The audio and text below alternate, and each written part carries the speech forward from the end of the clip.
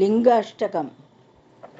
ब्रह्ममुरारिसुरार्चितलिङ्गं निर्मलभासितशोभितलिङ्गं जन्मजदुःखविनाशकलिङ्गं तत्प्रणमामि सदा शिवलिङ्गम्।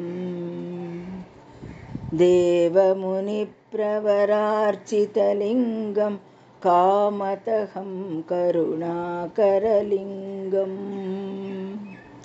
रावणदर्पविनाशनलिङ्गं तत्प्रणमामि सदा शिवलिङ्गम्।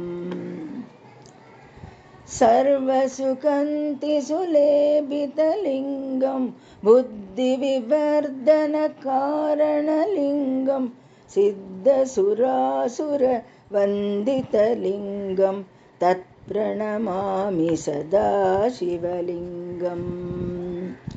कनकमहामणिभूषितलिङ्गं फणिपतिवेष्टितशोभितलिङ्गम् दक्षसुयज्ञविनाशनलिङ्गं तत्प्रणमामि सदा शिवलिङ्गम्।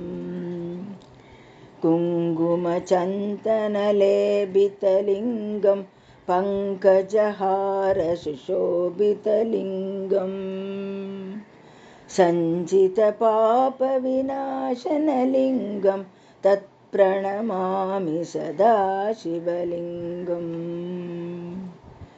देवगणार्चितसेवितलिङ्गं पावैर्भक्तिप्रेवशलिङ्गं दिनकरकोटिप्रभाकरलिङ्गं तत्प्रणमामि सदा शिवलिङ्गम्।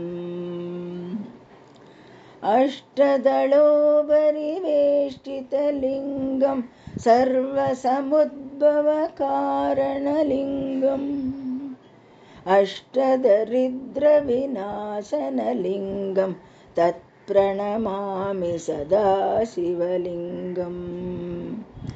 सुरगुरुसुरवरभूजितलिङ्गं सुरवनपुष्पसदार्चितलिङ्गम् परात्परं परमात्मकलिङ्गं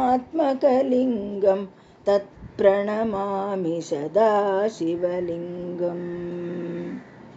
लिङ्गाष्टकम् इदं पुण्यं यः पठेत् शिवसन्निधौ शिवलोकमवाप्नोति